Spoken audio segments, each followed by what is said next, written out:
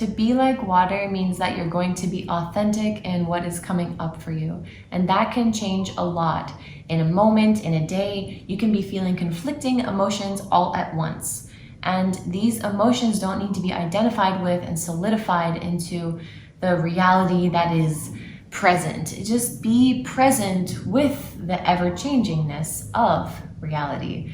Because if we start to go into our mind of, oh, this is what I'm experiencing now, and lock into it, it can prevent that thing from being released. So if you're feeling sad and you let the sadness come up and through you, it can transform and lead you into the next perfect unfolding, which is that the sadness was leading you to something very specific. But if you feel the sadness and you're like, oh, I don't want to feel sad right now, it's like not a safe environment, I don't feel comfortable, I don't want to, I'm scared to be judged, or I just don't even know how to feel my emotions, and you are intellectualizing it and blocking it versus just going like, whoa, and feeling the energy and allowing it to move you. This is what the practice is. So I want to check in with you right now.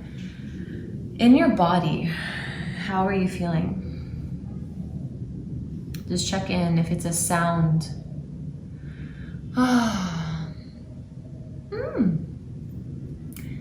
Or if it's a word. If it's a few words. You can feel conflicting things all at once, as you know. And what does that feeling look like if you were to let that grow a little bit? If you were to increase the exposure, the saturation of that feeling, what would that look like? As an example, I'm feeling it now. I feel a little stressed from my cat having issues, a little sad, but also really excited about my life and what's happening.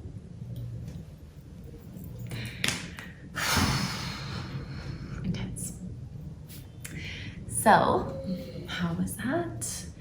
Make sure you pause it if you need more time. It's really important to take every opportunity to practice what I'm saying. That is how you learn. If you listen to this, you may have a little change in your life, but if you embody and you practice and you take action and you try even just one time, then you're gonna see a real change in your life.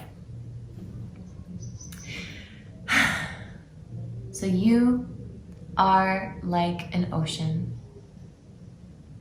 Wait.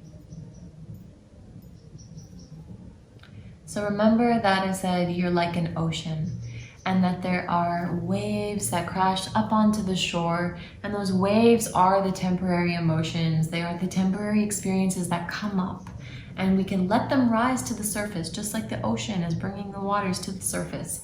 To let it go, it's almost like that's how the ocean breathes.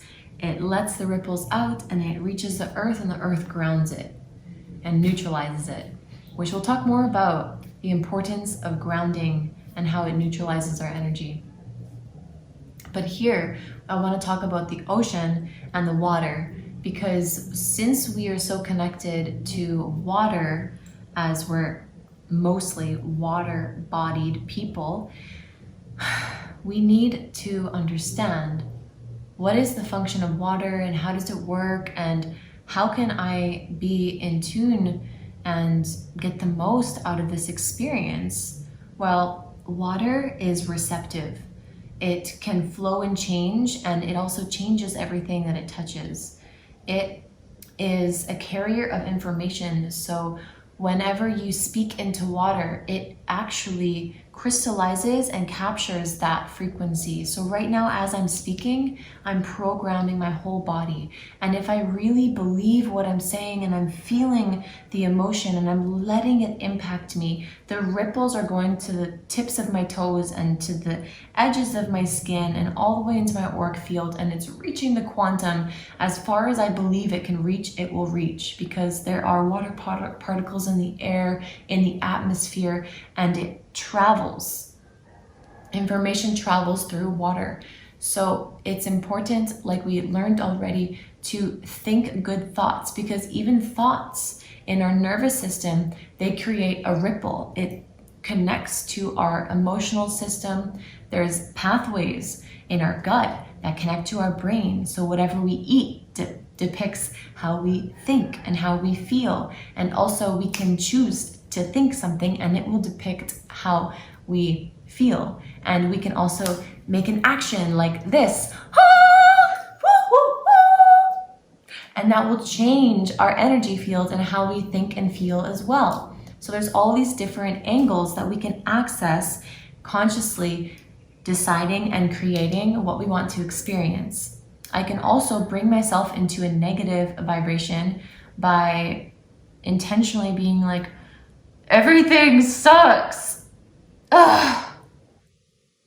Ugh. Wow. So I just got shivers because it's like creepy to go into that energy right now because it's so not resonant. I really don't believe that that is a state that is necessary for me at this point in my reality. I get to choose that life can be enjoyable. So that was a choice that I just went into, that everything sucks energy. And that did kind of like drain me. It sucked the life out of me in a sense. And I don't even know where my energy went, but it just went into like this black hole and feeding this like entity of just darkness that just is like a black hole that sucks energy. You can think of it that way. And that's what happens, is like, what are we feeding when we're perpetually in that cycle? And just know that you can shift it and you can feed the nourishment of your body and your being and your vessel and your life force and your auric field to expand, which will create a better world and which will create the world to meet you in a better way, as if the world and life is your reflection. It is your mirror.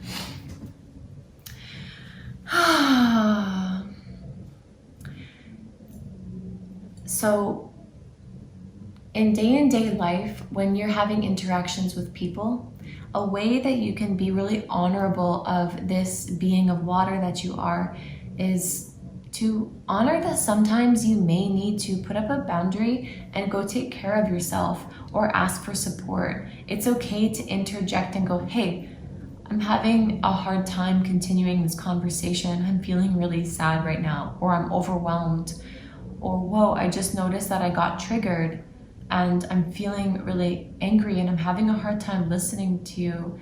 Can we pause and take a breath? Always, whenever an emotional situation is coming up, it's really powerful to pause and just slow down and be with your emotions. So let's do that now. And just feel whatever you feel.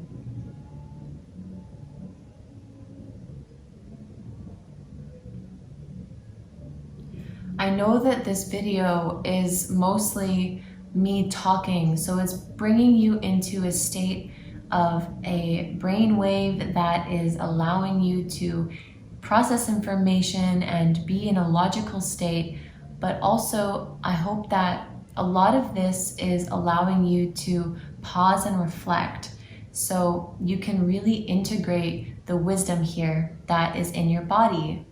And as you're watching these videos, you can pause it as many times as you need, especially if you have a realization and you want to write it down. If you ever have a realization and you want to share it with a friend through a text message or voice note, great. If you feel like you need to pause it and go take action on an inspiration that comes, do it. Don't think that you have to rush through this content. You have to listen to the whole video at once. It may just be that you get tidbits here and there, and it is actually already changing you by receiving and believing and taking action on what you're learning here. And maybe all of this you already know, and so you can just continue watching and listening and go to the exercises and have fun with those and trust the process, that by the end of it, you're not going to forget the things that you did because you did it. It was embodied. You brought presence and consciousness to it. And forever, you're always going to have that toolkit. You'll never forget it. Your body, the subconscious, it records every single thing that you do. So whether you think it, it's recorded, or you do something, it's recorded in an even bigger way. So this whole process, you are receiving multitudes for your being, but there's an expanded version of that when you take action.